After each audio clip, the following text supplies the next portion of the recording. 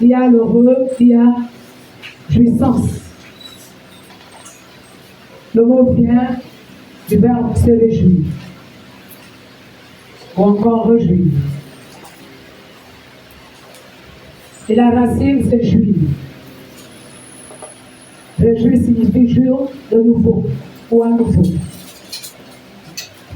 Alors, lorsqu'on parle de jouissance en tant que telle, la racine de ce mot, c'est là-bas où se cache le secret de ce que nous allons vivre pendant l'année 2024. Qu'est-ce qu'on appelle jure de? Ça signifie profiter de quelque chose qu'on a. Qu'est-ce que tu as? La vie en Jésus-Christ. Qu'est-ce que tu as? Le salut. Et cette année 2024, Dieu veut que tu profites du bonheur d'être sauvé. Que tu profites du bonheur d'être appelé fils ou fille de Dieu. Il y a le bonheur là-dedans.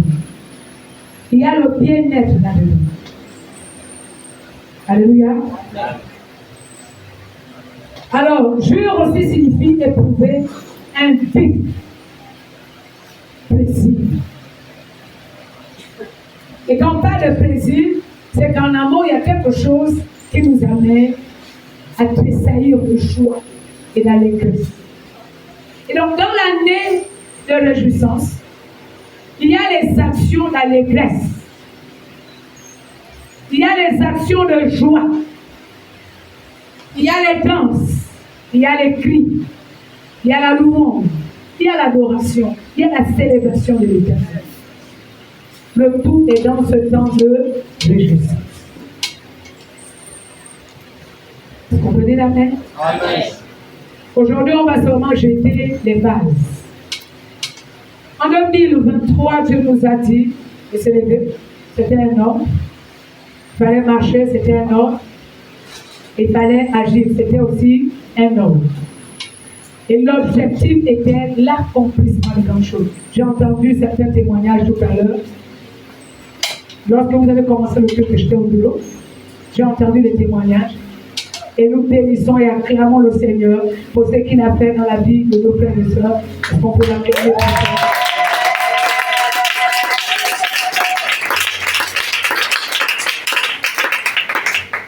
Est-ce que quelqu'un n'a pas reçu l'an 2023? 2024, c'est pour tout. Amen.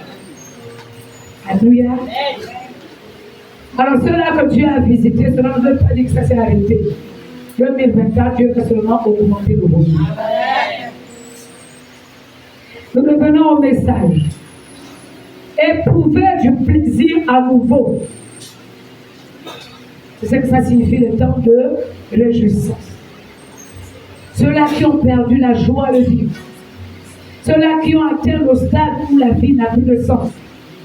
Ceux-là qui ont déjà atteint le seuil où on dit quand est-ce que ça va finir? Parce qu'il y a tellement de situations, on a tenté de régler, on n'a pas trouvé la solution. Cette année, c'est le temps de réjouissance pour toi. C'est le temps que tu vas dire merci Seigneur. Enfin. Est-ce qu'on se comprend? Il s'agit de ça. Seulement, bien aimé, quand on dit le temps de réjouissance, si vous avez regardé bien, vendredi 30 décembre, nous allons passer le temps de réjouissance. Samedi 30, merci. On a passé le temps de réjouissance dans l'église. Ceux qui étaient là ont observé le mouvement. Dans le temps de jeûne, il y a quelqu'un qui se lève pour danser. Il y a les actes à poser. Il y a quelqu'un qui se lève pour crier. Il y a le cri. Il faut que tu le fasses. Alors lorsqu'on dit le temps de réjouissance, cela ne veut pas dire je m'allonge sur mon canapé. Et puis même pour manger, je suis allongé. Je mets seulement la main, je mets dans ma bouche. Faux. Même pour manger, il faut d'abord préalable préparer, acheter, servir sur la table pour pouvoir manger. Est-ce qu'on est encore ensemble? Et donc il y a des choses à pratiquer, il y a des actes à poser, il y a des actes à poser dans ce temps de réjouissance. Première chose, quels sont les préalables de notre année de réjouissance? Les bases, dans le sous-basement. Pour construire une maison, il faut le sous-basement. On va d'abord lire un texte, Joël chapitre 2, verset 23.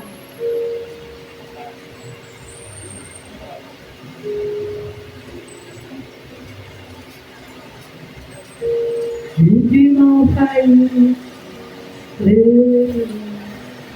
de ton péché. Tu me sentis péché.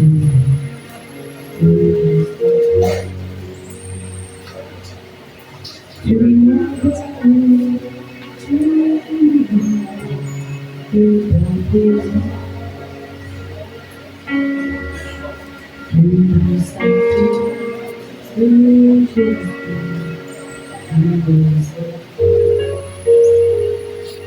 Joël, chapitre 2, verset 23.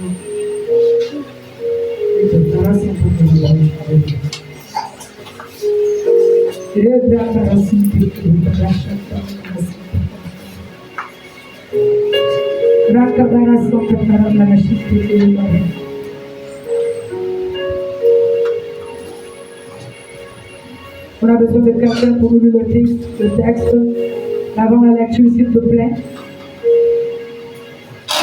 Toi qui es là ce matin, tu n'es pas venu suivre le spectacle. Lorsqu'on arrive dans la maison de Dieu, on se connecte avec Dieu. Je refuse que tu regardes à gauche, à droite. Je refuse que tu regardes les frères et sœurs. Fixe ton regard sur Jésus-Christ.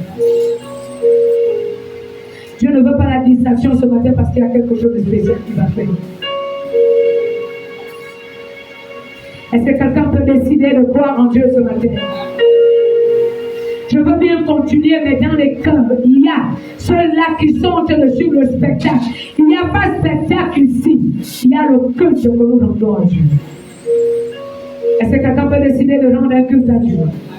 Est-ce que quelqu'un peut décider de célébrer l'Éternel dans son cœur? Est-ce que quelqu'un peut décider de le faire?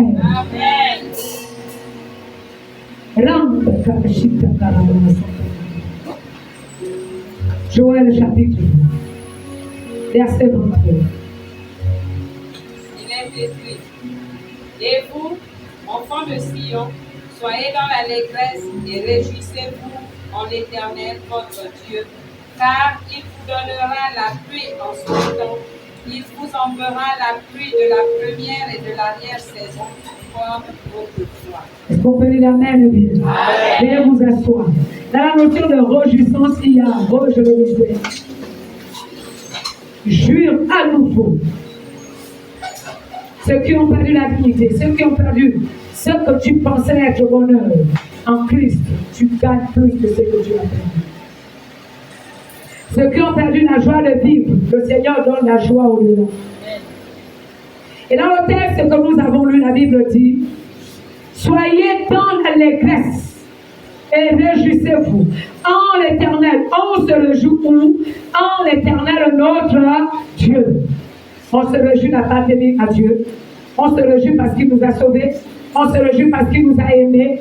On se réjouit quelles que soient les conditions. Et ce serait notre style de vie pendant l'année 2024.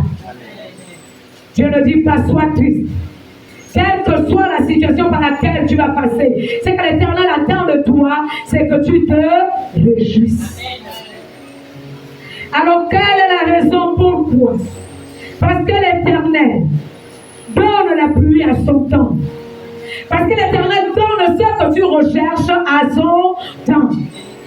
Il donne la pluie de la première saison. Il donne la pluie de l'arrière-saison. Quel que soit le moment, Dieu va descendre pour te bénir. Même quand les autres disent c'est difficile, c'est très facile pour toi. Parce que l'Éternel va descendre. Quand tout le monde va crier, il n'y a plus d'espérance.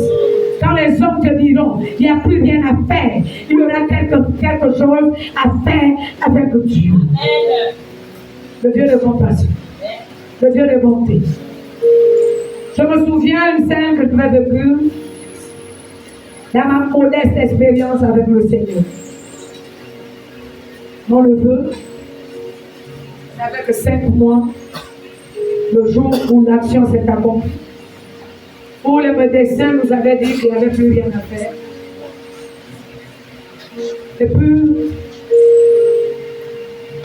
par réflexe, il nous restait seulement invoquer Jésus. Je me souviens de certaines choses que j'avais dites dans ma prière. Seigneur, ne me livre pas, ne me donne pas le problème. Il ne faut pas que les gens disent, moi, le Dieu que je veux.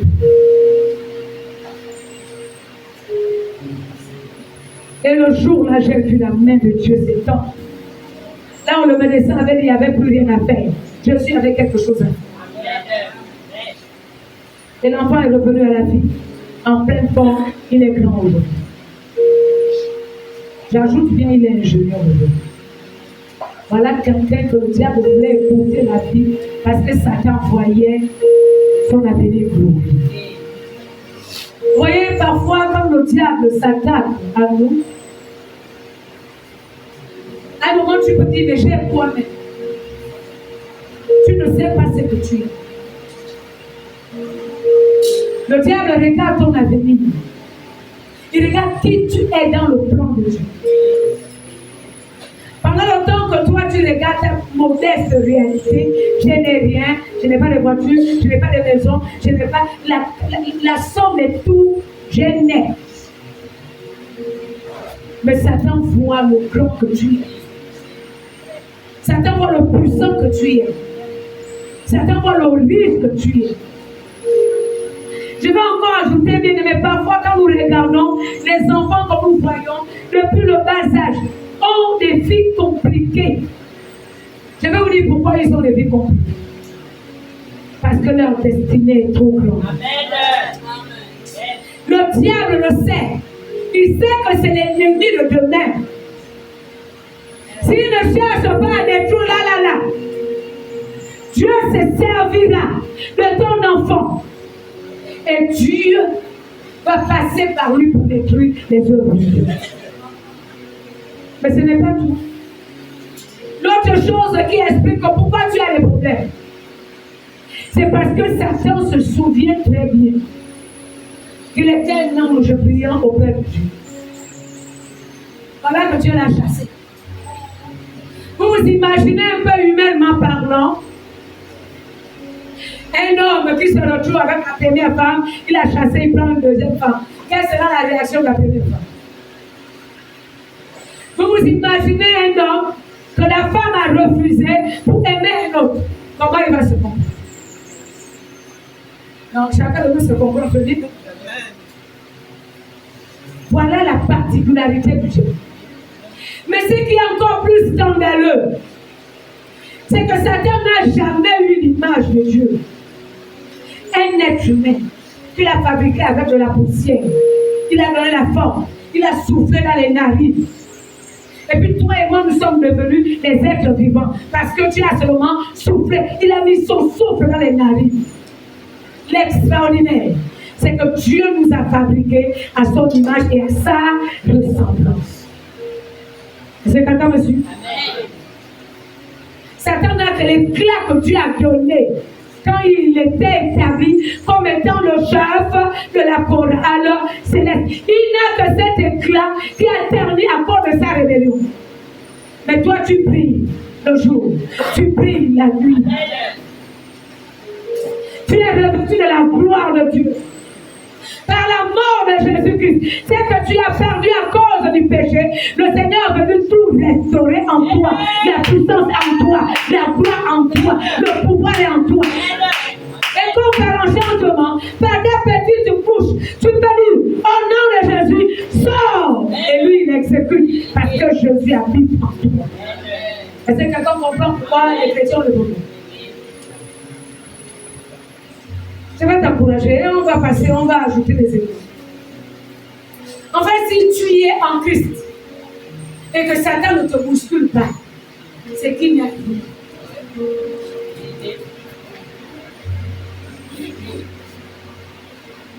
Oh, j'ai béni le Seigneur. Chez les femmes, on dit, si vous voyez les enfants, avec les bâtons, ils jettent sur le manguier. C'est qu'il y a les fruits. Il y a les noms. Sinon, un manguier qui n'a pas les fruits, là, les enfants ne vont pas perdre leur temps, se mettre en bas pour jeter les cailloux, pour jeter les bois. En fait, si certains ne voient pas la gloire de Dieu dans ta vie, il ne va pas te déranger. Quand il sait que tu es sous sa botte, il ne te dérange pas, il t'écrase à ce moment. Mais quand tu vois l'adversité, les difficultés, problème sur problème, c'est parce que tu es fort. Tu le déranges. Tu perturbes son monde. Il n'a plus de paix, plus de sommeil à cause de toi. Est-ce que tu peux acclamer pour toi-même? En qualité de puissance. En qualité de puissance. Je m'appelle puissance. Puissance c'est mon nom. C'est qui va sortir de ta bouche. Quand tu dis au nom de Jésus, ça s'accomplit sur la terre. Est-ce que tu as décidé de déposer la puissance là? Tu n'es pas n'importe. Alléluia. Réjouissons-nous. Quel est le style de vie en Christ? C'est la réjouissance. Je vais te donner un exemple et on va le faire pendant cette année. Pendant le temps que le diable a attaqué, même s'il a attaqué ma chair, et je regarde et je dis merci Seigneur, parce que cette attaque t'amène toi Dieu à agir. C'est l'occasion que ça t'offre pour montrer que tu es le Dieu tout-puissant. Je te bénis Père, je te rends ma foi. Alors si la maison il n'y a plus de paix, plus de repos, tu observes, tu regardes et tu te lèves pour dire oh gloire soit rendue à toi. On ne parle pas de solution s'il n'y a pas de problème. Si le problème est arrivé, c'est que toi la solution, tu es en train d'arriver. Je te bénis Père, je te rends la gloire, je te glorifie. Année de réjouissance. Est-ce que quelqu'un peut décider de le faire? S'il arrive même que tu glisses, l'Éternel a dit à la porte aux pauvres, ma grâce te suffit. Parce que moi, Dieu, j'agis dans les faiblesses. Que celui qui est dans la faiblesse se retrouve entre les dire, oh, je te bénis, Père, pour cette faiblesse. S'il y a faiblesse, c'est que toi, le Dieu tout-puissant, c'est là où tu vas venir agir. C'est dans les faiblesses que tu agis. Pendant le temps que je suis dans la faiblesse, tu es déjà là pour moi. Est-ce qu'on peut avancer? Est-ce que quelqu'un comprend le style de vie de cette année? Quand on regarde l'échec et tu souris. En fait, les hommes naturels vont penser même que il y a quelque chose qui tourne pas rond dans ta vie. Effectivement, quelque chose ne tourne pas rond. Parce que le naturel a pris fin. Le surnaturel s'installe en toi. Quand le naturel est encore là, tu veux raisonner comme tous les humains. Nous ne sommes plus les humains comme les autres. Nous avons la présence de celui qui opère dans le surnaturel en nous. Il n'y a pas autre chose qui te laisse vivre le surnaturel.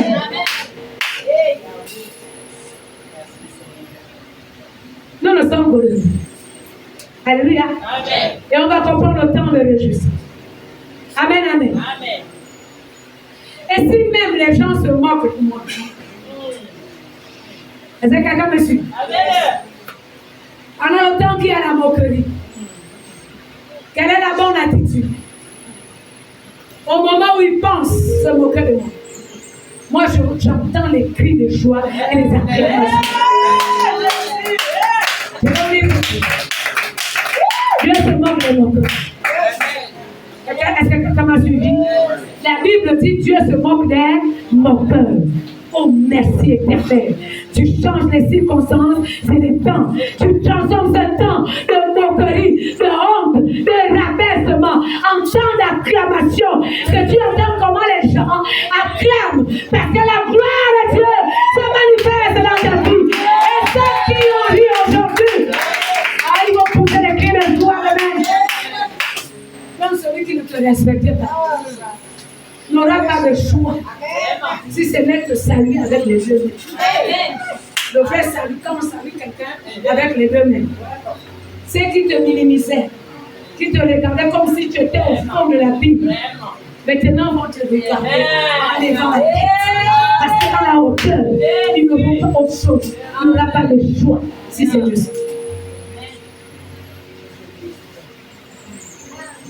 Est-ce qu'on est encore ensemble?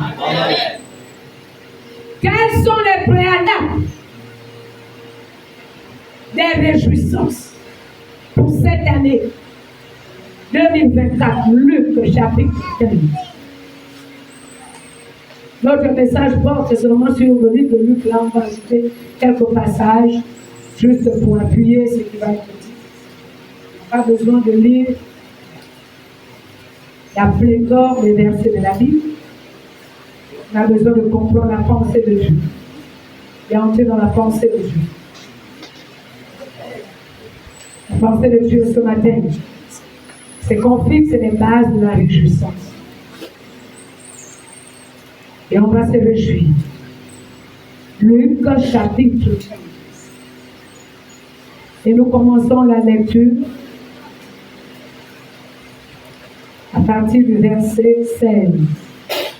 Et nous allons lire jusqu'au verset 17. Luc chapitre 15, verset 16. Ceux qui étaient là au jour de la fête, le 30, vont se retrouver. C'est là le passage que le prédicateur avait paraphrasé. Le verset 16. Il aurait bien voulu se rassasier de carouge, comme manger les porceaux, mais personne ne lui en donnait. Étant rentré en lui-même, il se dit, combien de mercenaires chez mon père ont du pain en abondance, et moi ici, je meurs de faim. Je me lèverai, verset 18, j'irai vers mon père, et je lui dirai, mon père, j'ai péché contre le ciel et contre toi. Je ne suis plus digne d'être appelé ton fils. Traite-moi comme l'un de tes mercenaires. Et il se leva et alla vers son père. Comme il était encore loin, son père le vit et fut ému de compassion. Il voulut se jeter à son cou et le baisa. Le fils lui dit, mon père, j'ai péché contre le ciel et contre toi. Je ne suis plus digne d'être appelé ton fils. Mais le père dit à ses serviteurs, apportez vite la plus belle robe et l'en revêtez. Mettez-lui un anneau au doigt et des souliers aux pieds. Amenez le veau gras et tuez-le.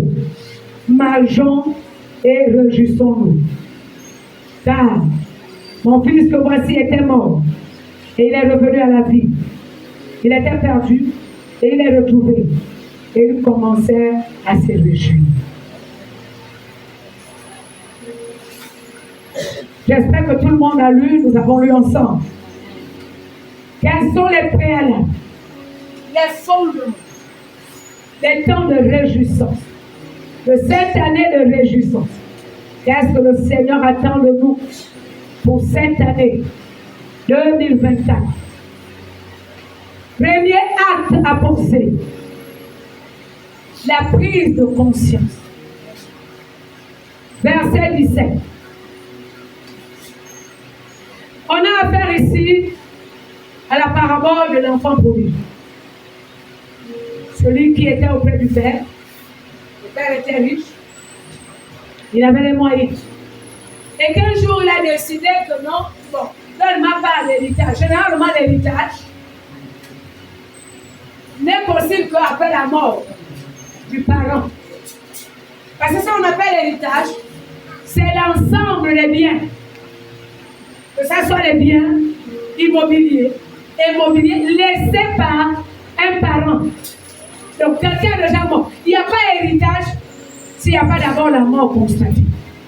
Et voilà celui-là qui décide pour dire à son père, non, ta richesse là, il y a ma part. Il avait quand même conscience qu'il avait sa part.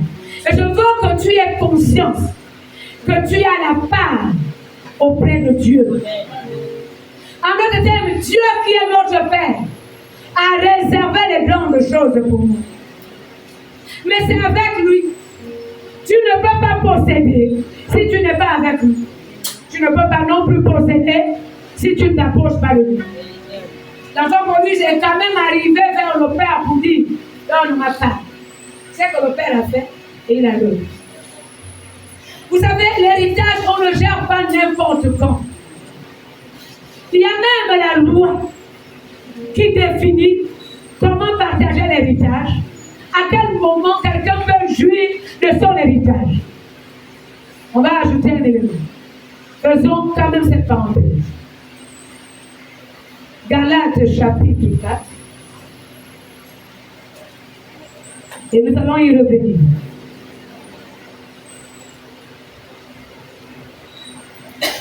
Le verset 1 dit ceci. Or, aussi longtemps que l'héritier est un enfant, je dis qu'il ne diffère en rien d'un esclave, quoi qu'il soit le maître de tout. Mais il est sous les tuteurs, les administrateurs, jusqu'au temps marqué par le Père. C'est quelqu'un a suivi la lecture. Amen. Donc, quand bien même le père qui décède ou la mère qui décède a laissé les biens, tant que l'enfant n'a pas atteint l'âge majeur, regardons pour nous, l'âge majeur c'est 18 ans. On ne peut pas lui donner le droit de gérer son héritage. Mais je vais ajouter dans cette parenthèse que parfois le diable vole l'héritage des enfants de Dieu quand tu n'as pas encore atteint la maturité, l'âge majeur, l'âge où tu comprends qui tu es, l'âge où tu comprends pourquoi Dieu t'a amené à l'église, l'âge où tu comprends que tu n'es plus n'importe qui, l'âge où tu comprends que ce qui est à Dieu est à toi, parce que tu es dans l'alliance avec lui. Est-ce qu'on peut dire amen bien? Et vous allez vous rendre compte que les chrétiens qui n'ont pas encore réalisé cela, même la chose la plus évidente, même c'est que Dieu t'a donné, le diable vient arracher entre tes mains. Je ferme la porte. Et le fils prodige a dit au père, donne ma part de richesse. Quand il s'en va avec sa part de richesse, d'héritage, il a lapidé, il a gaspillé, il s'est ruiné. Il n'avait plus rien. Il se fait embaucher pour aller garder les porcs, pensant que là, la nourriture qu'on donne le porc, moi aussi je vais profiter à manger un peu. Mais le texte que nous avons lu a dit que même là, on ne lui donnait rien. Et par conséquent, l'enfant prodige comprend. Il faut que la situation cesse. Il a fait un examen de sa propre vie. Il a fait le constat de ses erreurs. Tu ne peux pas entrer dans le temps de réjouissance si tu ne commences pas à faire un examen profond de toi-même, de ta propre vie. Si tu n'as pas pesé la gravité de tes propres erreurs. Est-ce qu'on se comprend? Après avoir fait le constat qu'il s'est rendu compte, il est rentré en lui-même. Et il a compris que c'est lui qui a gaspillé. Vous savez ce qui embête les chrétiens? C'est parce que nous mettons le tort sur les autres. C'est mon père qui ne s'est pas occupé de mes études.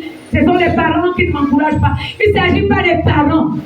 C'est que tu vis, la misère, la pauvreté, les blocages, trouve l'essence, trouve leur origine en toi. Ce n'est pas ailleurs, c'est en toi. Et parfois quand on arrive à l'église, je l'ai déjà dit ici, Mais les problèmes des fidèles n'ont rien à voir avec l'église. Les problèmes commencent dans nos maisons, vous le savez. Chacun connaît là où il est né. Chacun connaît les problèmes auxquels sa famille est confrontée. Maintenant, l'église est là pour trouver la solution. Mais l'église ne va pas trouver la solution si toi-même tu ne veux pas que la solution soit trouvée. Et parfois même les gens bloquent l'action de Dieu dans leur vie. J'ai découvert que quand une situation persiste, c'est qu'il y a un problème à régler déjà. Et l'enfant prodigue, il s'est assis. Il est entré en lui-même. Il a vu l'erreur que lui-même il avait faite. Il n'avait pas encore atteint l'âge pour gérer autant de richesses. Qu'il a compris que lui-même, il est parti de la maison du Père sans attendre l'âge de la maturité. Je vais donner ce conseil. À ceux-là qui veulent quitter, il me faut quitter la maison. Oui, il y a une différence entre l'âge et la maturité dans la vie. Vivre dehors de la cellule familiale, ce n'est pas chose facile.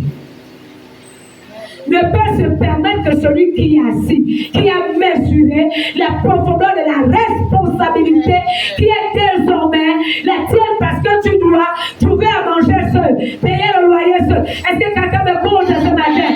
C'est des choses qu'on ne fait pas par fantaisie. On le fait parce qu'on a mûri, on a réfléchi. Disons Amen, bien. Mais je veux aussi ajouter que lorsqu'on atteint un certain âge, vivre sous la tutelle, ce n'est pas bien.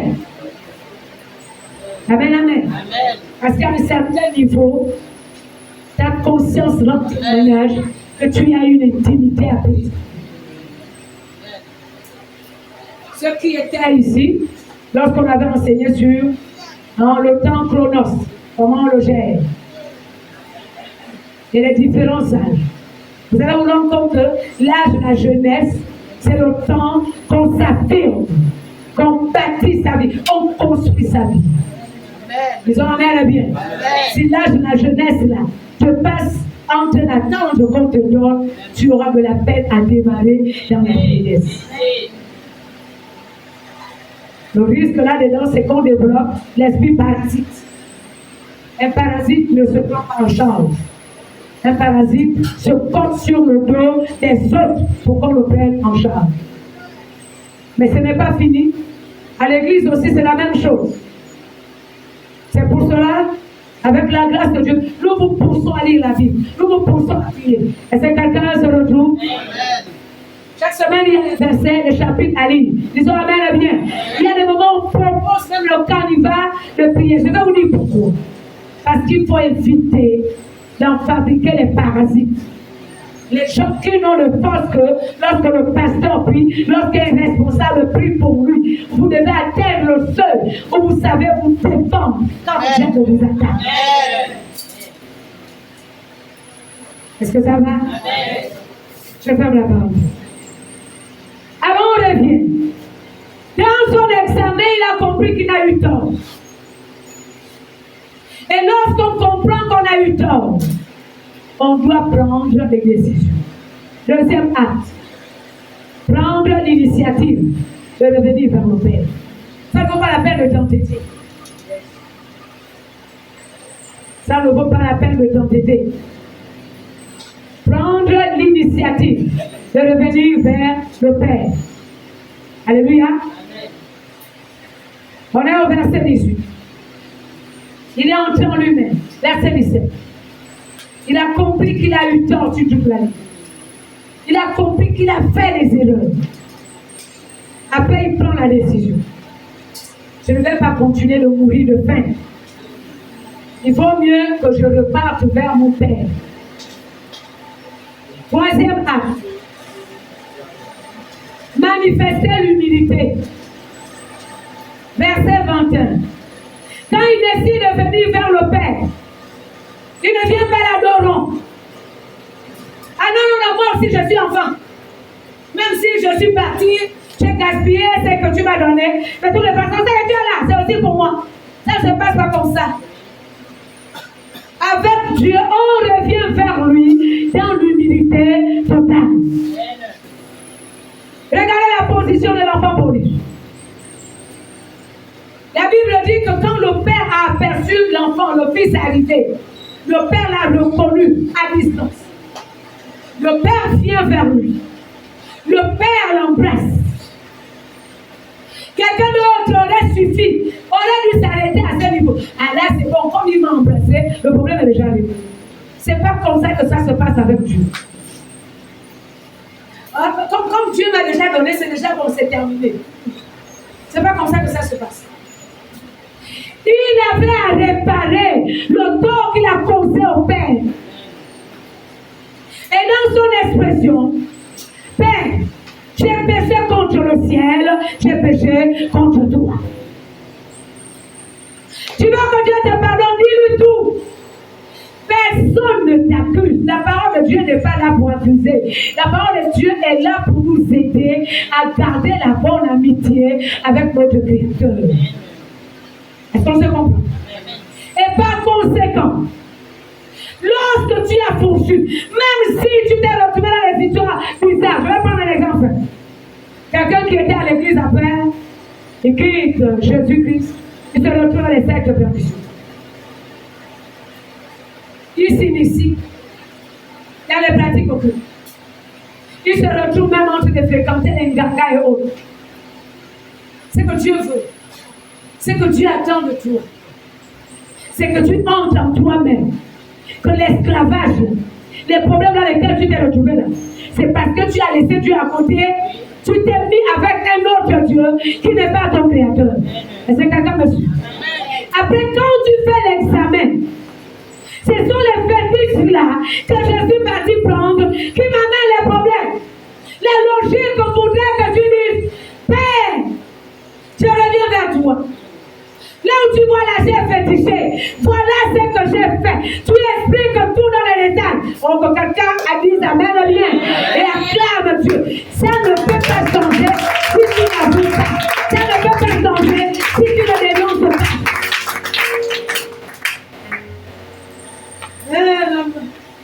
Maman, je suis pour moi. Je connais pourquoi j'ai les problèmes. Je connais, c'est dans mon cœur. Les gens risquent de dire que je suis une mauvaise personne. Prie pour moi. Non, attends. Maman, je sais. Papa, maman, prie pour moi. Ça ne se passe pas comme ça. Le diable ne réclame pas dans les vies des gens sans raison.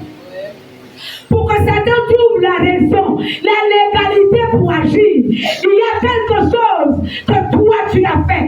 C'est là où il trouve la légalité. Avoue la chose. J'ai péché contre le ciel et contre toi. Est-ce qu'on a encore ça? Alléluia. La parole de Dieu dans tes combien? Quand il a fini la suite c'est quoi? Quand vous n'avez pas de la vie, je ne peux pas la faire. Avant d'attendre l'animal pour manger. Parce que l'année est au nom de Jésus, tu vas manger. Tu vas manger à la table des rois. Tu vas manger à la table de Jésus-Christ de Nazareth. Tu vas manger sa gloire. Tu vas manger la bénédiction avec le roi des rois, le Seigneur, le Seigneur. Tu seras élevé, tu seras acclamé. C'est tout ça là qui se cache derrière la réjouissance. Alléluia. Premier acte, dans la joie, quand le Père a compris. Vous savez, le pardon, ce n'est pas réservé à n'importe qui. Quand quelqu'un va juste avouer ce qu'il a fait, c'est qu'il est mature. C'est qu'il domine la chose. Dès lors qu'on cache ce qu'on a fait, c'est aussi de la faiblesse. Communément, on appelle ça la malhonnêteté. Non, c'est la faiblesse d'esprit. Celui qui est fort dans son esprit, c'est celui qui sait reconnaître son tort et l'avoue. C'est pour cela que Dieu pardonne ceux qui reconnaissent leur tort et avouent. C'est quelqu'un de nous. Quels sont les préalables? Les temps de réjouissance. Première chose, faire un examen personnel, un constat de sa vie. Relever ce qui marche, ce qui ne marche pas. Relever là où on a fauché, là où on a mal agi. Deuxième acte, revenir vers Dieu. On ne décide pas de fuir Dieu. Souvent, c'est ce qu'on voit lorsqu'un chrétien pêche, on fuit les autres chrétiens. Dès qu'on voit le frère en Christ, la sœur en Christ, on fuit. Il y a malade. Le péché est déjà là. Le diable commence à dire tu es foutu, tu ne vaux plus rien, tu n'as plus de valeur. Même Dieu ne t'aime pas, c'est pour Dieu t'aime tel que tu es. Amen. Dieu aime le pécheur, il aime le péché. Est-ce que ça va? Amen. Prenons l'initiative, le courage de venir vers Dieu. Troisième chose à faire, avouons tout. Ce qu'on a fait au départ. Seigneur, tu vois, ma vie est bloquée là. C'est parce que j'ai mené la mauvaise vie. Tu? Moi là, j'escroquais, je braquais, je volais. Et pendant le temps du braquage, le vol, toutes les paroles de condamnation qui ont été prononcées contre ma vie, c'est ça là qui m'enlève du vol. C'est quelqu'un, monsieur. Tu peux entrer dans la région sans passer par là. Qu'un frère ou une soeur à l'église qui a fauché dans la fornication, l'adultère, fasse un examen, Seigneur. Ce n'est pas quelqu'un, j'ai fait valoir, hein? Ma libido. J'ai regardé ce qui me plaît. J'ai commis un adultère pour ceux qui sont mariés. J'ai commis la fornication. Et donc c'est la fornication là qui est à l'origine des mêmes problèmes. Seigneur, je reviens vers toi tel que je suis. Je t'en prie, Seigneur. Voilà ce que j'ai fait. Et c'est quelqu'un me suit.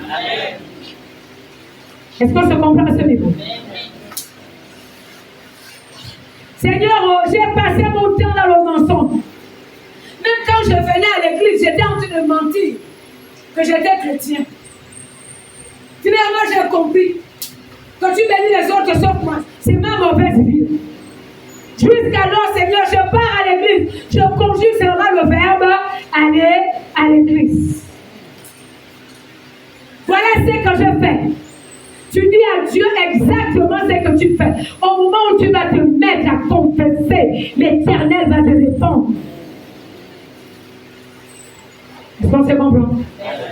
Est-ce qu'on peut décider de le faire? Selon ne condamne personne.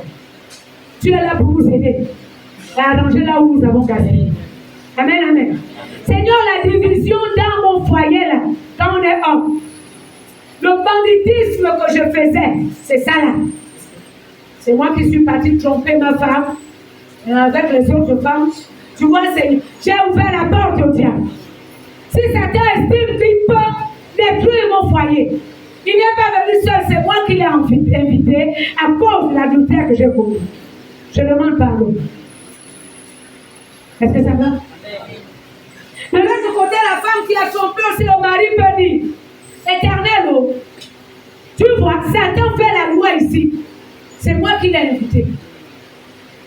Si je n'étais pas parti avec monsieur X, il n'allait pas trouver la raison pour venir perturber mon foyer. Est-ce que quelqu'un me suit? Est-ce qu'on peut décider de le faire? Amen. Parce que l'année là, c'est l'année de réjouissance. On est là ce matin pour poser les bases. Ceux-là qui ont appartenu dans le monde, ils allaient chez les Nganga et autres. On est là pour dire la vérité. On n'accuse personne. On ne veut pas vous embêter. C'est les choses qu'on fait dans l'ignorance. Et Dieu ne tient pas compte des temps d'ignorance. Je vais expliquer. J'ai déjà enseigné les temps plusieurs fois sur ça. Mais il y a aussi les autres. Quand quelqu'un prend un fétiche, amène dans la maison, le fétiche qu'on t'a donné, il n'est pas venu au hasard. C'est un démon qui est dans ce fétiche. Le démon qui est dans le fétiche, va attirer les autres démons pour entrer dans ta maison. Ça, tu dois le comprendre. La deuxième chose à comprendre, c'est que ce que tu as eu à cause du fétiche, tu l'as eu contre quelque chose que tu as vendu. Je prends un exemple. Une femme qui fait le fétiche pour le mariage, son mari va sembler l'aimer parce qu'il sera sous l'effet du fétiche. C'est le démon qui va prendre possession de sa conscience, de son esprit. Ce qu'elle ne sait pas, c'est qu'elle a vendu le mariage de ses enfants au diable. Ces enfants ne peuvent pas se marier si Christ est dans leur vie. C'est quelqu'un de suite.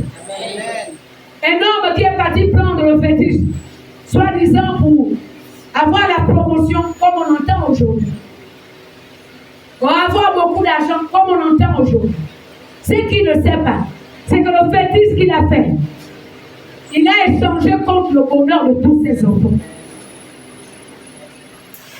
Il prend le fétiche, qui va sûrement amener peut-être la voiture, peut-être la maison, peut-être un peu d'argent. Mais ses enfants auront de la peine à réussir. Parce que l'argent que le diable lui donne, c'est tout ce qu'il a ramassé dans la vie de ses enfants, que lui-même il a vendu, mais sans se rendre compte. Est-ce qu'on se comprend ce mot? C'est pour cela quand on arrive devant Dieu, disons toute la vérité. Seigneur, c'est le fétiche que je suis parti prendre.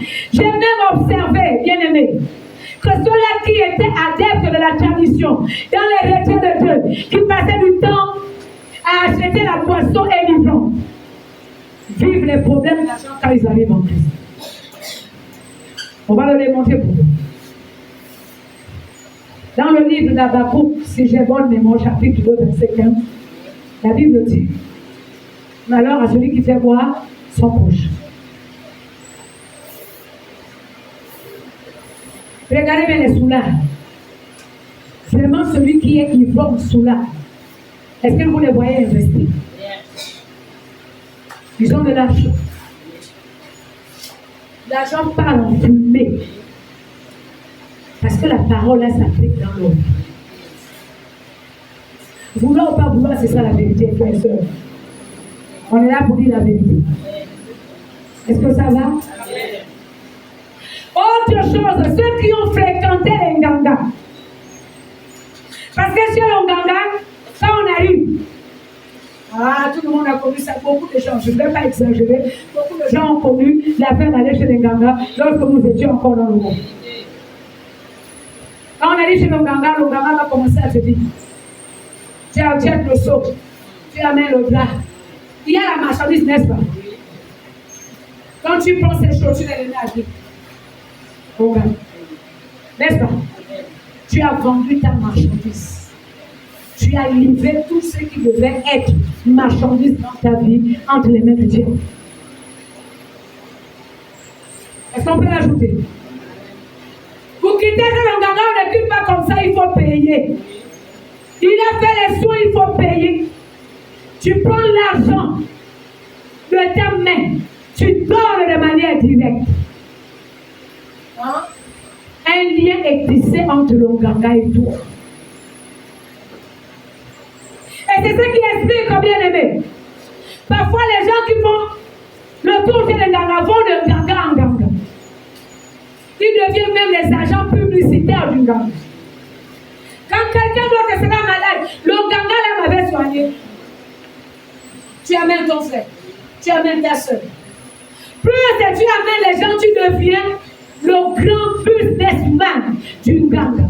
Il t'offre encore chez toi pour cimenter ta fidélité vis-à-vis de lui.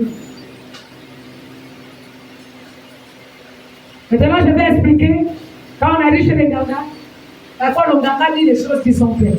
C'est l'esprit de divination. C'est l'esprit de divination. Je vais vous expliquer comment ça se passe. Tu arrives, le démon de divination qui est dans le corps du Nganga entre en contact avec l'esprit qui t'embête. Puisque l'esprit qui t'embête, c'est lui qui produit les problèmes dans ta vie.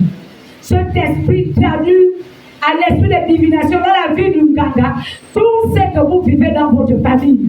C'est là où vous entendez le Nganga dire: telle année, il y a eu la bagarre entre tel. fort. Est-ce que quelqu'un encore avec moi ce matin? Et du coup, même ton argent, tu as donné. Quand tu arrives dans Jésus-Christ, et puis on ne prend pas beaucoup de temps à expliquer ces choses, à enseigner là-dessus. On nous demande seulement de quoi. Mais on ne dit pas aux gens, transfère tes enfants que tu as amenés chez les gangas là, du monde des ténèbres au royaume de lumière. Transfère ton argent du monde des ténèbres au royaume de lumière. Ça fait en sorte que toi tu vas à l'église, le diable détient ce qui est à toi que tu lui as fait.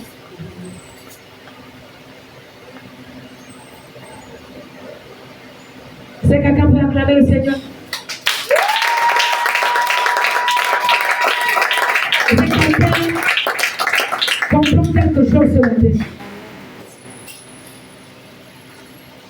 Quand il faut dire la vérité, dis la vérité. Chaque fétiche contient un démon.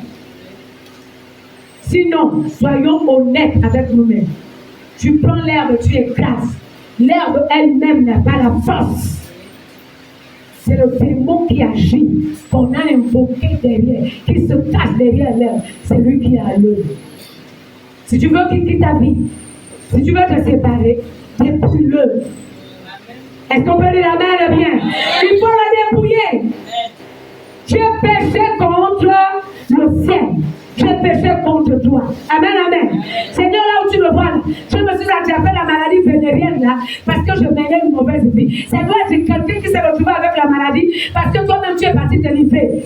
La maladie là est venue, parce que je suis parti me livrer. Si tu ne l'avoues pas, la maladie aura de la peine à te quitter. On prie. Le démon dit, je pars, pourquoi c'est lui-même. C'est lui qui m'a dit.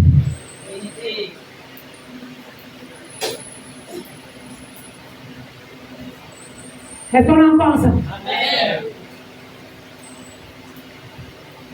La vérité est bonne. Il faut qu'on se dise la vérité. L'année là, tu vas changer. Dis à ton voisin, tu vas changer.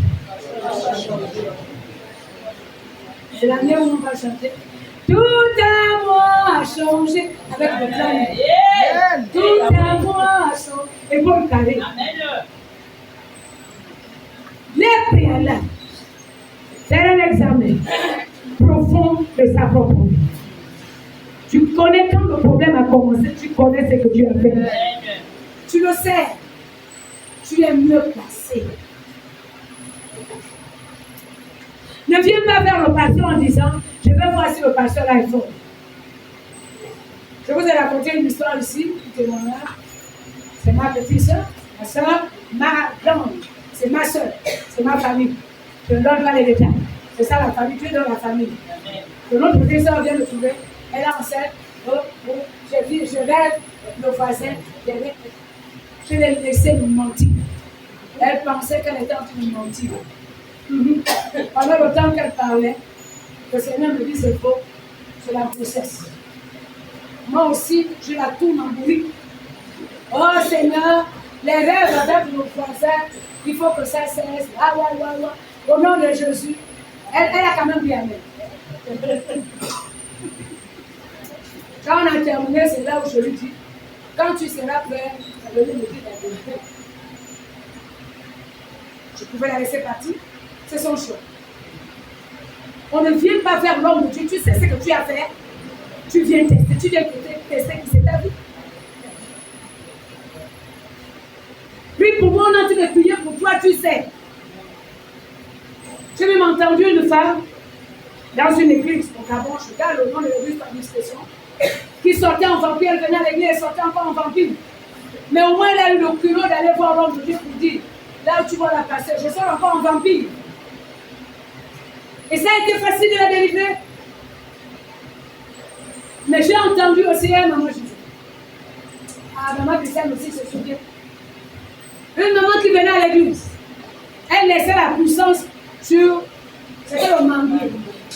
Le manguier qui était à côté de lui. Elle entre vite. Quand vous imposez la main sur elle, rien ne va sortir puisqu'il n'y a rien à sortir. C'est resté là-bas. Et quand elle sort de l'église, elle récupère là où elle a laissé au manqué. Mais la meilleure, c'est qu'elle est morte. On ne joue pas avec Dieu, on ne blague pas avec Dieu. Est-ce qu'on se comprend? Quand on a dit devant le Seigneur, on fait quoi? On dit la vérité, rien que la vérité. Comme l'enfant pour lui. J'ai péché contre le ciel et tout. Alléluia. Quelles sont les étapes? On va entrer dans le temps de réjouissance. Là, on a parlé de PALA, de la réjouissance. Maintenant, les étapes. On est toujours dans le même passage. On a déjà avoué. Première étape, manifester l'humilité. On manifeste l'humilité. Quand tu te réjouis en Christ, avec Dieu, il faut être humble. Il faut reconnaître que ce n'est pas toi qui as fait. Il faut reconnaître que tu n'as rien. Et tout le monde est descendu sur temps, tu le fais un travail. Prière avec mon temps, intimité avec Dieu. Je vous assure, j'ai été richement béni. Je vais partager avec vous l'une des choses que le Seigneur m'a amené à réaliser. Lorsque nous donnons nos dîmes, nos offrandes, ce n'est pas nous qui donnons. Là, c'est la part de Dieu. Oui, c'est la part qui revient de toi à Dieu. Et puis, si donc, dans l'offrande, la dîme sert pour l'avancement de l'œuvre de Dieu, ce n'est pas toi qui agis, c'est Dieu qui agit. Et c'est comme ça que le Seigneur m'a amené à réaliser que c'est lui qui donne le trésor de Dieu. Oh, je ne vous dis pas combien de fois c'était merveilleux. Pour éviter que quelqu'un ne s'enorgueillisse, je donne et je participe. Il n'y a pas je qui donne. Il n'y a pas je qui participe. C'est Dieu qui passe par toi pour donner à l'église. Tu n'es que le canal. C'est quelqu'un me suit. Ça m'a amené à revoir certaines choses aussi dans ma vie. Oh, c'est tellement extraordinaire quand Dieu te parle. Soyons humbles. Si aujourd'hui, j'ai imposé la main sur un malade et qu'il y a eu guérison, ce n'est pas moi qui ai guéri. Je n'ai été que le canal par lequel Dieu est passé. Si je me suis levé pour aller parler de la part de Jésus-Christ à quelqu'un, d'abord, moi-même, sans Dieu, je n'ai ni force ni capacité. C'est Dieu qui a donné les noms. C'est lui qui a créé en toi la soif d'aller parler. Mais c'est lui qui t'a donné la force de se lever. C'est lui-même qui a parlé au travers de ta bouche. La Bible dit c'est poussé par l'esprit que les hommes parlent. Est-ce que quelqu'un a envie de nettoyer sa conscience? Et du coup, si la vie s'est manifestée, ne te réjouis pas. Moi, j'avais prié pour lui. Moi, j'avais... Non, ce n'est pas toi, c'est Dieu qui a fait. Tu n'étais que le canal par lequel Dieu est passé. Et si tu te considères comme étant le canal, c'est qu'il y a lieu de dire, ah, merci Saint-Esprit. C'est qu'il y a lieu de dire. Je vais vous le partager. Le Seigneur me montre l'exemple. On le montre même dans les films. Quand on fait les films de Jésus de Nazareth. Jésus entre, c'est dans la vie de Jérusalem. L'âne est en bas, Jésus est sur l'âne. Est-ce que ça va? Tu es l'âne qui porte Jésus-Christ. Amen, amen. Voilà ce dont tu as le droit. C'est que pendant le temps qu'on acclame Jésus, l'âne qui porte Jésus reçoit aussi les honneurs. Pendant le temps qu'on glorifie l'Éternel, il va se souvenir de toi qui le porte et il va te bénir. Et il va te bénir en conséquence.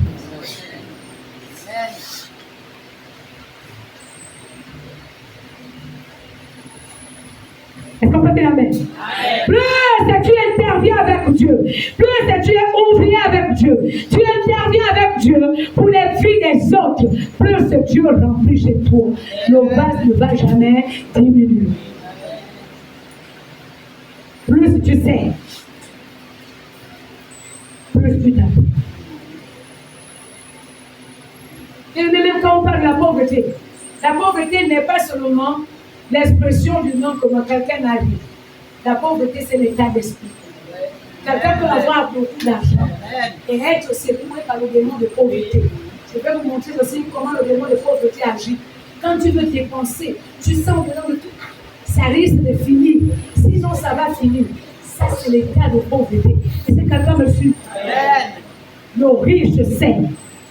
Il connaît la loi de la multiplication. Le riche sait l'origine de sa richesse parce que tout vient de Dieu. Dieu qui a donné, il va encore donner. Si moi je donne selon lui, il va encore donner. Est-ce qu'on peut acclamer le roi des rois?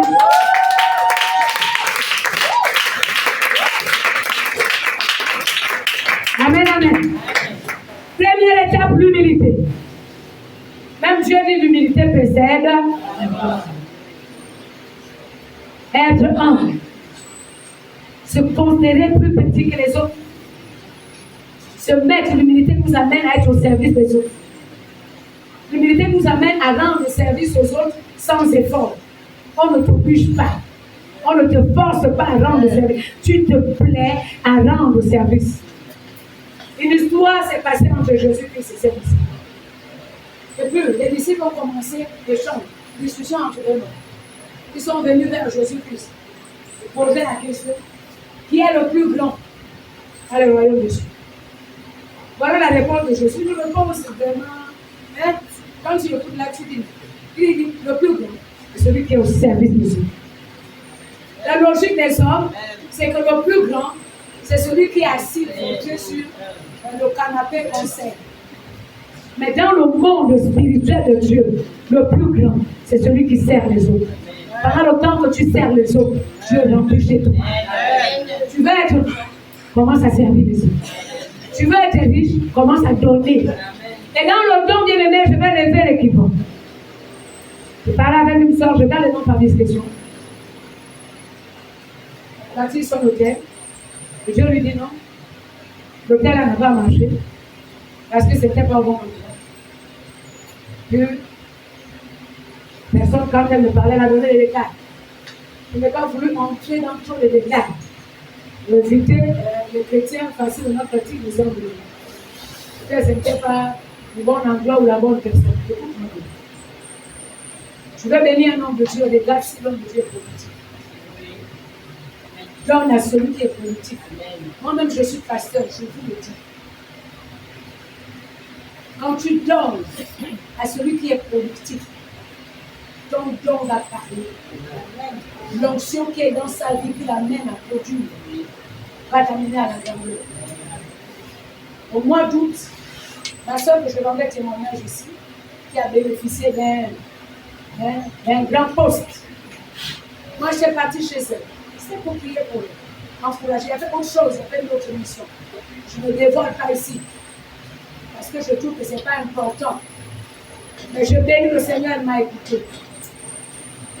Et voilà, au moment où je m'apprête à partir, elle dit non. Attends-moi. Elle entre dans sa chambre. Elle sort avec une enveloppe dans ma chambre que je n'ai pas dévoilée. Encore moi, ce n'est pas facile que je prenne des efforts. Parce qu'il vaut mieux qu'on me donne par amour. Qu'on te donne comme si tu étais moins que lui. Mon Dieu est noble. Alléluia. Amen. Me voilà en train de déclarer les grandes choses dans sa vie. Ça s'est accompli. Non, ça s'est accompli. Tu veux bénir un homme de Dieu? Bénis celui qui est productif. Ne bénis pas le paresseux. Ne bénis pas celui qui ne donne pas à Dieu. Ne bénis pas celui qui est lourd dans le travail de Dieu. Ton don va être enterré. Il faut bénir celui qui est disponible pour Dieu. Il faut bénir celui qui a la main ouverte, lui-même il donne.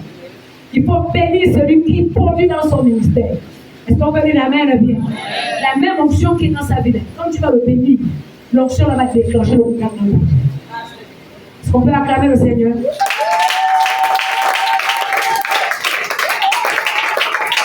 Est-ce que je vous ai dit de ne pas venir aujourd'hui? Il faut bien l'expliquer. Les fidèles, quand ils vont sortir, le pasteur nous a dit, il ne faut pas dormir aux hommes de Dieu. Oh, tu ne connais pas sa vie, vous ne faites pas donner. Vous connaissez quand l'homme de Dieu est productif, vous le savez. Vous connaissez quand quelqu'un a l'onction dans sa vie, vous le savez. Vous êtes même les grands juges, vous jugez même les prédications. Vraiment, aujourd'hui, là, tu as même le toupet. J'ai senti vraiment. C'est pas ce que vous. Donc, vous connaissez qu'il faut y bénir. Disons Amen, bien. Donc, on est humble. Première étape, l'humilité. Deuxième étape, le Père se lève et dit, l'humilité, on est au verset 23. On est dans Luc chapitre 15. Mais puis je l'ai signalé, on va travailler sur ce passage. Luc chapitre 15, verset 21, parle de l'humilité. Il avoue, il dit tout. Il se fait petit. Il pousse même le bouton plus loin en disant au Père, là où tu me vois revenir. Ce n'est pas une affaire d'honneur. Ce n'est pas une affaire d'honneur. Mais vraiment, même si tu me traites comme les mercenaires,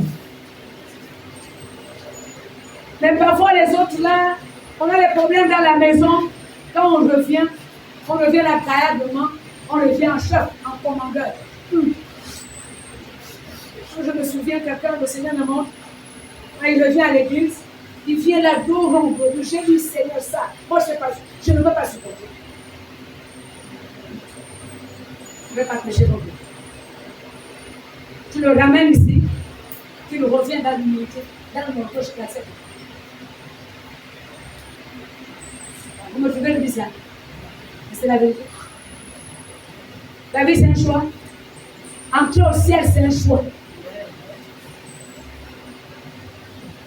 C'est pour cela que quand je me rends compte que si telle personne risque de se noyer, si elle est à mes côtés, je dis, autant l'envoyer. C'est comme ça que je prie pour tous ceux-là qui sont partis de l'église. Seigneur, envoie-les ailleurs. Là où tu peux les utiliser, mais l'essentiel qu'ils soient dans ta puissance. Mais je vais vous dire pourquoi. Lorsque les gens que vous voyez là, vous les voyez là, être humain physique. Moi-même, j'en fais partie. Vous les voyez les êtres humains physiques. C'est que vous ne savez pas. C'est que l'onction dans leur vie est la source de votre bénédiction ou la source de votre malédiction. Je m'explique. Quand Dieu dépose l'onction dans la vie de quelqu'un, toi tu méprises quelqu'un, l'onction t'éclate. Ça provoque la malédiction dans ta vie. C'est pour cela, à toute l'église, je vous dis ce matin, évitez de critiquer les hommes de Dieu que vous ne connaissez pas. Laissez les problèmes des hommes de Dieu, Dieu règle ça avec eux.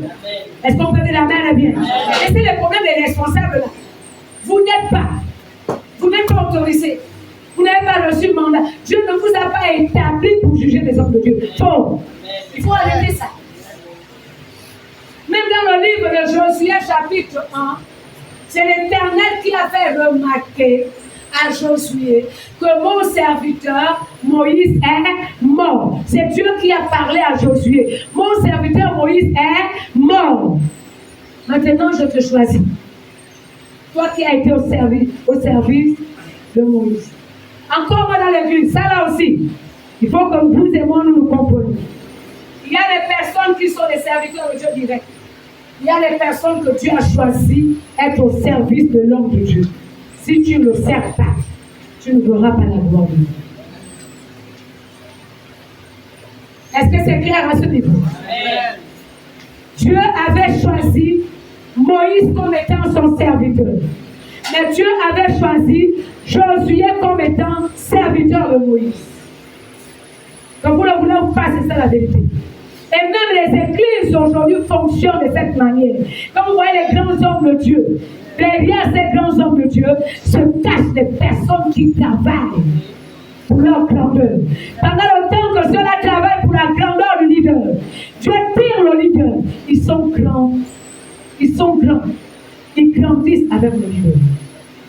Ils reçoivent leur part. Je vais encore ajouter un autre livre. La parole de Dieu rend témoignage que soyons fidèles aux petites choses, n'est-ce pas? Amen. Dieu va jusqu'à dire que si tu ne travailles pas pour l'autre, je le dis de manière en français simple, Dieu ne peut pas te donner ce qu'il y a à toi. Vous savez pourquoi les ministères de beaucoup de gens ne sont pas grands? Ils ne savent pas être au service des autres. Ils ne font pas grandir les autres. Ils ne donnent pas l'honneur aux autres. Et leur honneur est bloqué. On va faire une démonstration. Ce sont les deux personnes, rapidement.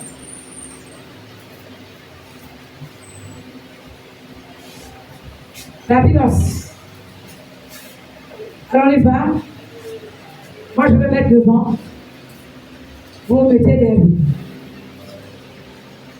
Ça c'est le chemin de la bénédiction. Elles sont derrière moi, n'est-ce pas? Amen. Si moi je parle, vous êtes sûr qu'elles seront bénies.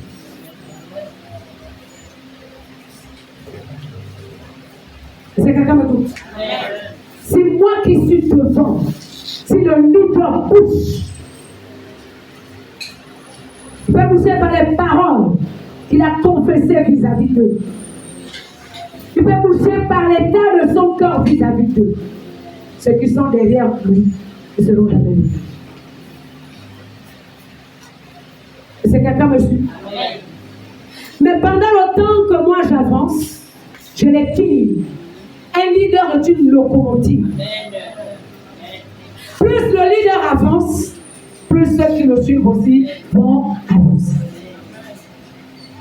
Alléluia. Amen. Donc arrêtons, bien-aimés, même dans la maison de Dieu, même dans nos maisons, arrêtons de nous combattre.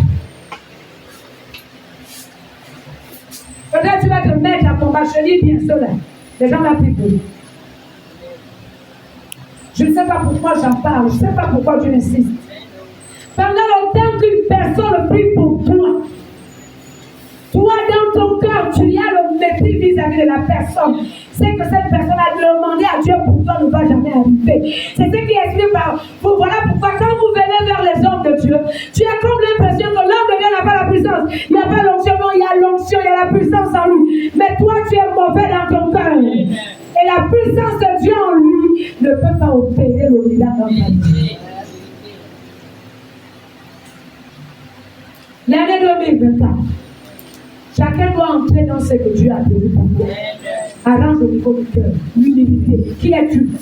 Si Dieu a dit responsable, si Dieu a appelé quelqu'un responsable, Dieu a bien pesé les mots. Quand Dieu appelle quelqu'un, il n'appelle pas celui qui est parfait. Il appelle quelqu'un qui a les poitrines, et c'est Dieu qui perfectionne toutes choses. On peut acclamer le roi de Dieu.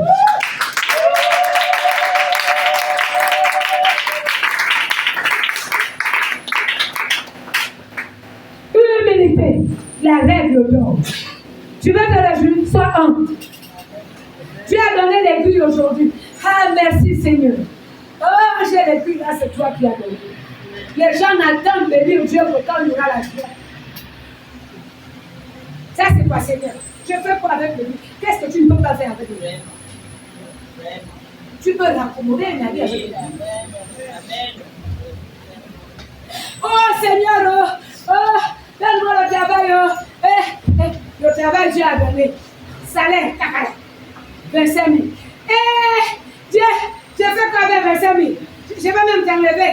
Je donne comment? Je vais dire, sois fidèle aux petites choses. Non, les 25 000, le salaire de 25 000, c'est vraiment petit. Si j'enlève encore un peu là, les enfants vont manger comment? Les écoles des enfants à payer. Quand tu n'as pas le travail, tu payes avec moi.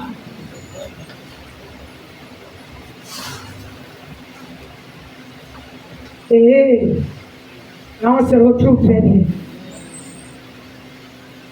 Oh, Dieu a fait seulement le test.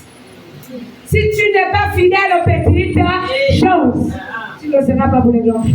Bon, si tu ne peux pas donner à Dieu quand tu as un salaire de 25 000, tu ne vas pas donner quand tu auras un salaire du million. Faux.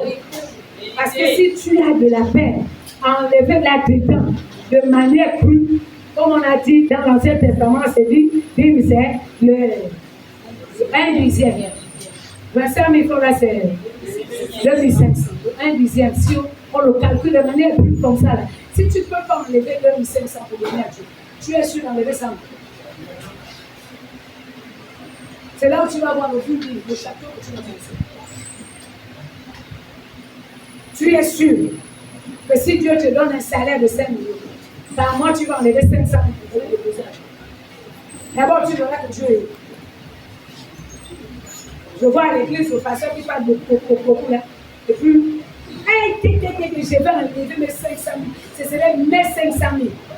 Comme ça, là, vraiment, j'enlève ça et je viens quand même déposer. Je ne vais pas enrichir quelqu'un. L'humilité nous amène à se réjouir. Seigneur, c'est toi qui as donné. Tu as dit à Abraham, donne-moi ton fils. Il n'y avait que ça là, dans la maison. Ismaël était déjà chassé, n'est-ce pas? Est-ce qu'il y avait un autre enfant? Il n'y avait que ça. Isaac. Dieu dit donne. Parfois, quand le Seigneur nous demande d'investir, de considérer, seulement simple considération par rapport à un homme de Dieu peut provoquer la bénédiction dans ta vie. Si l'homme là a l'onction dans sa vie, si l'onction déborde, tu dois considérer l'onction qui est dans sa vie te touche. Même à distance, l'onction opère le miracle. Ceux qui sont respectueux dans les églises, ceux qui passent leur temps à respecter, à considérer, Dieu les bénit. Ceux qui passent leur temps à critiquer, à calomnier, ils sèchent. Mais on est dans le temps de réjouissance. On doit se réjouir. On doit prospérer. Alléluia. Amen. Deuxième étape, le revêtement, verset 22. Et le Père dit, amenez la plus belle robe. La robe, c'est la vie. C'est là où la terre meurt. Le revêtement. Il y a l'habit qu'il faut porter. Et à vous regarder dans ce revêtement, le verset 22, on parle de la plus belle robe, on parle de l'anneau, n'est-ce pas? La bague qu'il faut mettre au doigt. Alléluia. On parle aussi des souliers. Amen, amen. Quand on revient du monde, on a ni celle, ni force, ni puissance. Le diable a tout enlevé. Même la dignité, parfois, on n'en a pas. Alors, qu'est-ce que ça signifie? Avant d'atteindre le temps de danser, manger, se réjouir, il faut être revenu. Dieu doit t'appuyer de sa puissance, de son autorité. Il faut être revêtu de l'Éternel, revêtu de sa force, revêtu de sa puissance, revêtu de son autorité. Revêtement de l'esprit, revêtement de ton âme. Et quand l'âme est revêtue, ton âme est habillée, c'est que dans ton âme, il y a des sentiments qui sont bien. Tu considères les autres, tu pardonnes ceux qui te font du mal. Est-ce que quelqu'un veut se réjouir cette année? Commence à relâcher ceux-là que tu gardais rancune là. Commence même à les aimer. Si dans ton âme, dans ton cœur, il y a l'amour, Dieu est en amour. L'amour en toi va attirer la présence de Dieu. Et Dieu, quand il arrive en toi, il te bénit. Et toi, tu sors de joie, tu danses, tu te réjouis. Mathématiques, c'est. Alors, il fallait mettre l'anneau au doigt. Généralement, quand on regarde quelqu'un avec la bague stratégique au bras qu'il faut, oh, madame, maman, viens un peu. Tu vas soulever ton bras comme ça.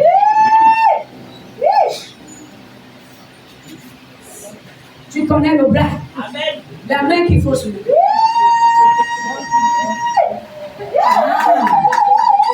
Est-ce que quelqu'un a fini? Madame Mouka, tu peux venir aussi. Viens soulever le bras. Le bon bras, le bon. Le bras. Tu connais. Hein? Est-ce qu'on peut dire la main le bras? Soyez bénis. Maintenant, je peux vous dire. Quand vous voyez quelqu'un avec une bague qui brille au doigt qu'on connaît, on sait déjà que la personne est mariée. Maintenant, nous revenons au message. De quoi s'agit-il?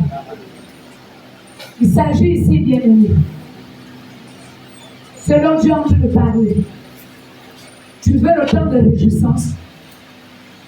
Il faut avoir une alliance avec Dieu. Si tu n'es pas dans l'alliance avec Dieu, tu ne peux pas te réjouir. Autant la bague est un signe de l'alliance. Et le signe de l'alliance pour nous les chrétiens, c'est la présence du Saint-Esprit en toi. Si le Saint-Esprit n'habite pas en toi, tu auras la peine à te réjouir. Sinon, comme le Seigneur utilisait ma bouche tout à l'heure, a dit, quelqu'un qui est touché dans sa chair qui va dire, remercie Seigneur, parce que là, tu es le Dieu de solution. S'il y a un problème, c'est que la solution va arriver.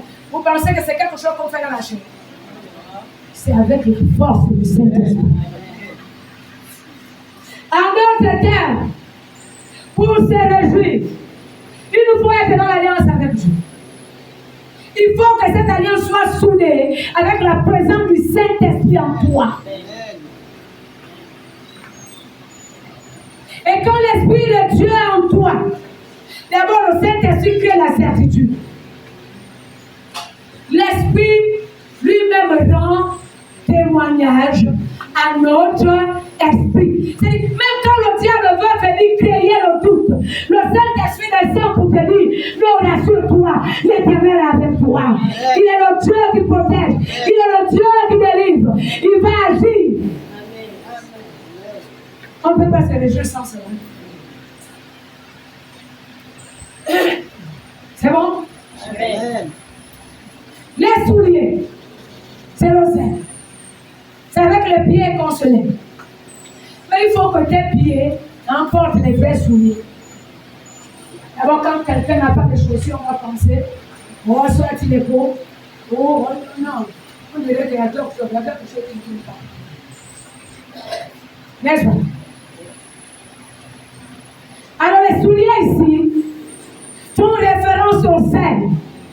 C'est que Dieu t'a demandé de faire aujourd'hui. Fais-le aujourd'hui.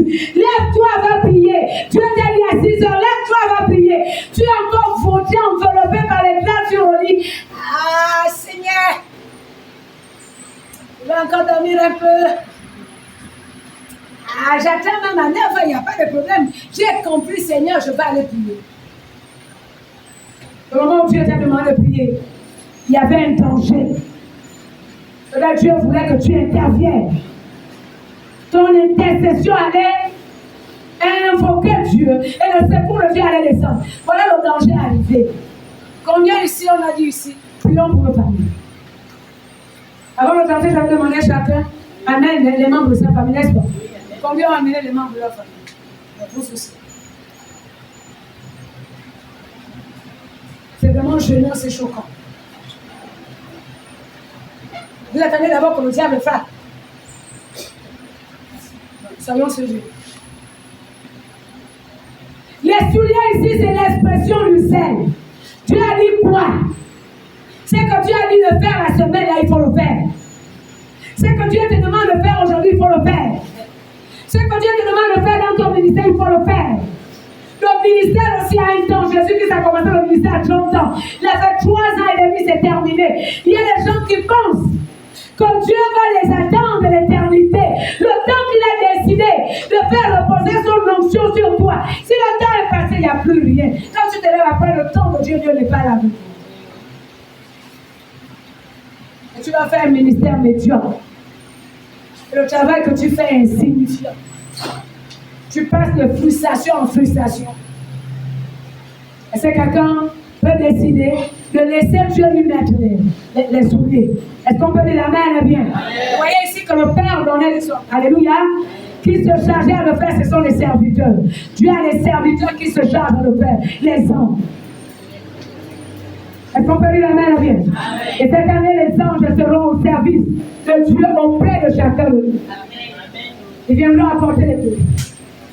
Il viendra apporter la révélation. Alléluia. Amen. Mais travailler avec les anges signifie toi, tu vas devant la sainteté. Amen. Les anges n'aiment pas le péché. Si tu veux que les anges atteignent ta maison pour te protéger, mets la maison en état de propreté et d'ordre.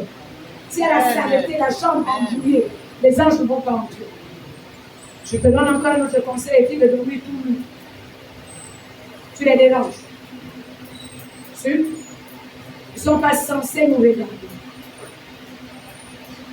Ils ne sont pas censés nous regarder.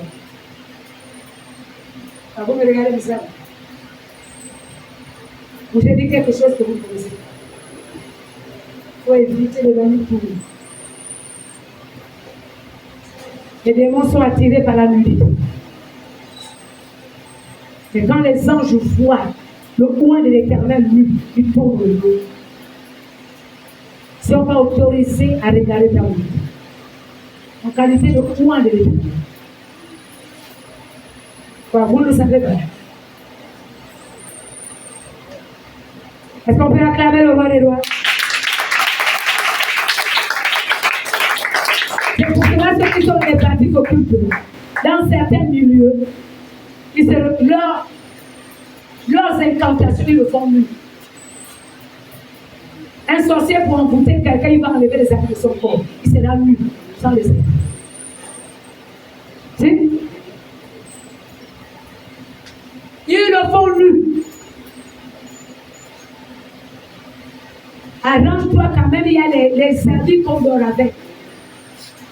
Les mamans savent vos habits de 2 pièces, 3 pièces, dans toute l'intimité possible. Ça là, souvent on enseigne les femmes quand c'est les séminaires des femmes. Mais cette année, Dieu fera aussi les séminaires des hommes. Est-ce que les mamans vont dire Amen, bien? On doit aussi apprendre aux hommes comment ils doivent gérer leur foyer. Quand tu prends l'enfant aujourd'hui, il est entré dans ta maison, le visage brillait. En 2 cas 6, les rides ont poussé à cause de la misère. Est-ce que les papas sont d'accord avec vous? Un seul. Est-ce que les papas sont d'accord avec moi? Est-ce qu'on peut acclamer le Seigneur? Appuyez-nous, on va mettre le feu. Amen, amen. On va mettre le feu. On enseigne beaucoup les femmes dans les séminaires. Les hommes ne sont pas enseignés. Et quand on applique cela dans le contexte du ménage, celui qui est le chef de famille, celui à qui Dieu a donné le flambeau de la famille, lui-même est vautré, en train de ronfler. Et il attend que la femme porte la lourde charge. L'esprit parasite quitte les hommes au Gabon au nom de Jésus-Christ. Quand vous regardez même, il y a plein de femmes dans les églises, moins d'hommes. Suivez mon regard. Et nous disons cette année au nom de Jésus, que la dureté des cœurs, au nom de Jésus, soit cassée dans les cœurs. Et que les hommes entrent. Amen, amen. Que l'esprit boudeur, raisonneur, même un petit coup de joue de haine. Regarde.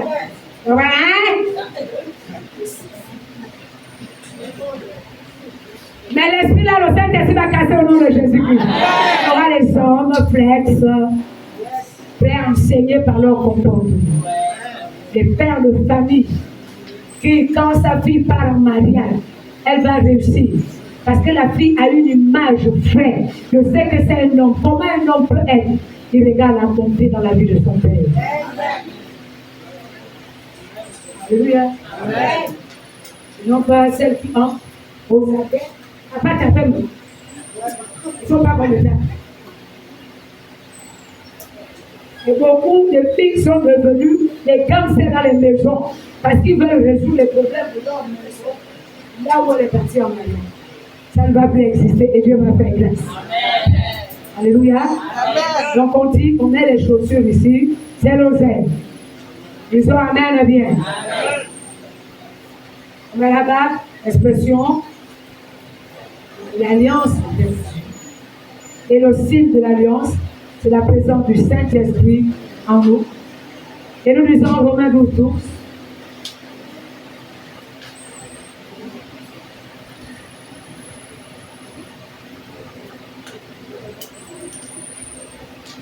Chacun peut lire Romains 12, 12. Avant le revenir est terminé par le verset 24. Qui est à la page?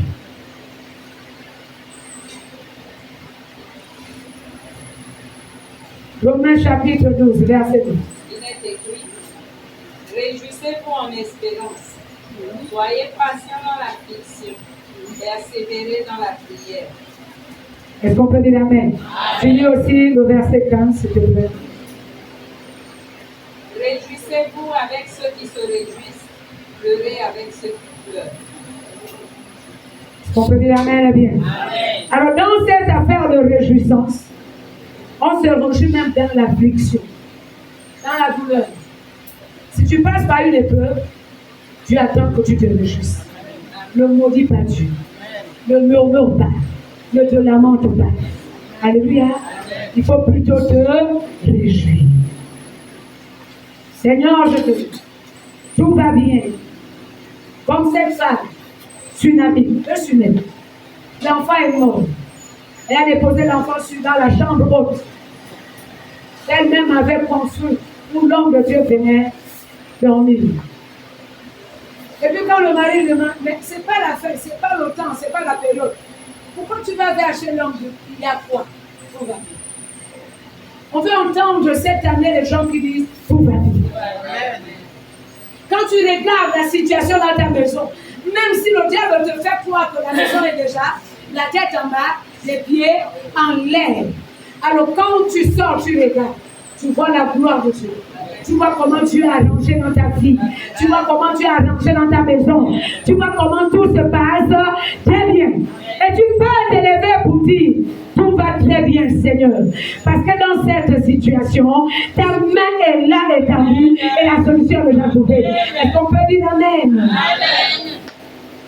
Est-ce que quelqu'un comprend ce que tu vas faire? Qu'est-ce qu'on appelle ce temps de réjouissance? Dieu n'a pas dit qu'il n'y aura pas des épreuves. Mais dans les épreuves, sachons glorifier Dieu. Amen. Et enfin, nous terminons par la dernière chose. Et ces choses, on va décortiquer dans les détails pendant toute l'année. Le verset 24. S'alimenter, manger. Et puis on termine par le témoignage.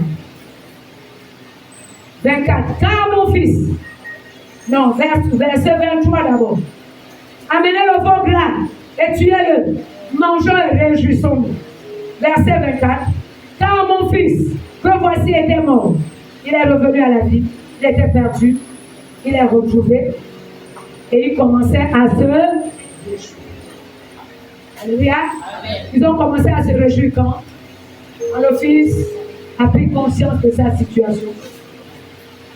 Quand il s'est engagé à aller vers le Père dans toute l'humilité, quand il a avoué au Père qu'il a gaspillé, reconnaissant son tort. Ça, c'est la partie du Fils.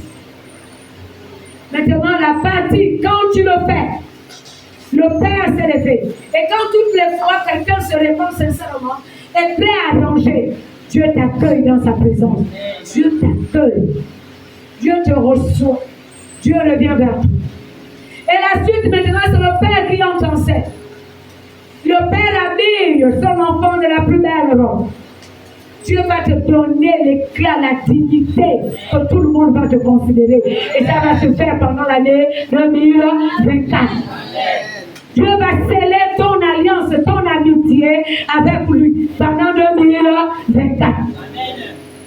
Dieu va créer en toi la force émotionnelle et spirituelle d'accomplir ce qu'il te demande de faire pendant l'année 2024. Mais ce n'est pas tout. Dieu va mobiliser les anges à ton service. Ils seront là pour toi. Et Apocalypse 22, l'ange descend vers Jean. Et quand Jean veut se prosterner parce qu'il pensait que c'était l'Éternel lui-même, et l'ange lui dit non, garde-toi de le faire. Je suis ton compagnon d'œuvre. Je dis bien cette année, tu ne vas pas combattre seul. Les anges seront avec toi. Et tout, à chaque moment, ils combattront à ta place. Tes ennemis vont chanceler. Aucun ennemi ne tiendra devant toi. Là où tu as échoué, tu vas gagner. Là où on se moquait de toi, les hommes vont t'acclamer. Là où tu étais la remorque, la queue, tu seras la tête. Et désormais, rien que la tête, tu ne seras plus jamais la queue. Au nom de Jésus-Christ. Je te dis de ce matin, dans ce temps de réjouissance, la gloire est ton partage. La paix entre dans ta maison. La richesse entre dans ta maison. Les anges seront là, Dieu l'œuvre. Ils apporteront la bénédiction que tu as demandée à l'Éternel. Même celle qui a tardé, l'armée céleste sera en mouvement pour toi. Venez déposer ce que l'Éternel a réservé pour toi. Aucun homme ne les retiendra. Aucune puissance éternelle ne les retiendra. C'est l'Éternel a parlé.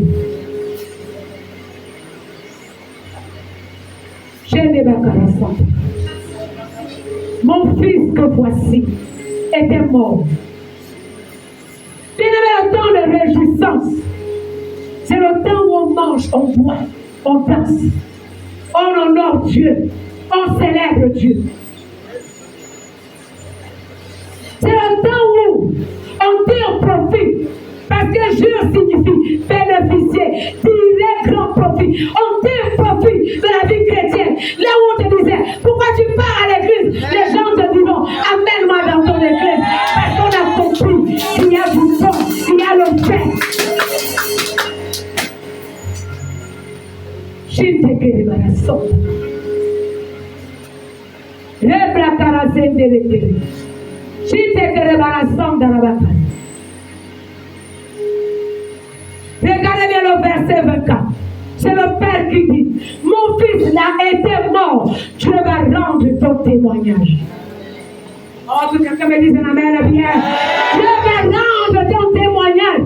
Dieu va se servir de ton témoignage pour montrer au monde qu'il est le vrai Dieu, il est le véritable, l'unique, le seul. Il n'y a pas d'autre Dieu comme lui.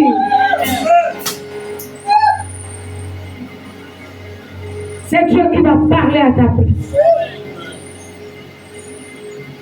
Mon fils, il a été foutu. Regardez comment j'ai nettoyé sa vie. Les gens viendront vers toi et diront, Dieu m'a dit de venir vers toi. Les gens viendront vers toi et diront, Dieu m'a dit, si je veux être béni, il faut que je te voie. Ces choses vont se passer dans cette année 2024. Tu seras le conseiller, la conseillère de la multitude de personnes. Ceux qui viennent à ta maison vont discuter la porte de ta maison. Parce que désormais, tu es père de ta maison et n'est pas le fils de gloire de le Père.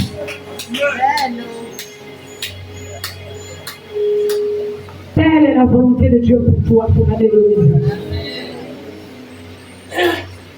J'ai des débarrassant. Si tu t'engages à revenir vers Dieu, que tu dises à Dieu ce que tu as fait honnête, humblement tu te mets sous son contrôle, sous ta protection. Tu comptes sur lui.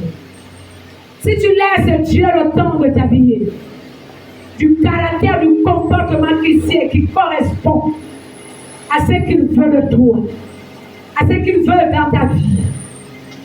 Si tu le laisses opérer le miracle, Dieu te fera manger à la table de roi. Dieu te rassasiera. Dieu te comblera. Il te célébrera. Il te glorifiera. Que le Seigneur bénisse. Amen.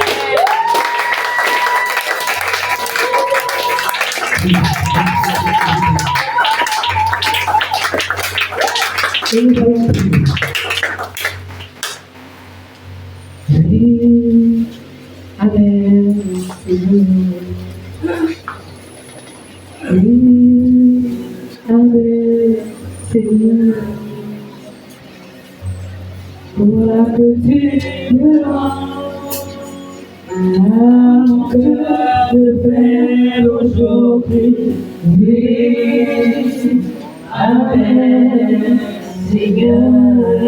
Je dis oui, Amen. Oui, Amen, Seigneur. Quoi que tu demandes à mon cœur de faire aujourd'hui. Oui, Amen, Seigneur. Bon, on va mettre dans le ciel et vous allez répéter après moi.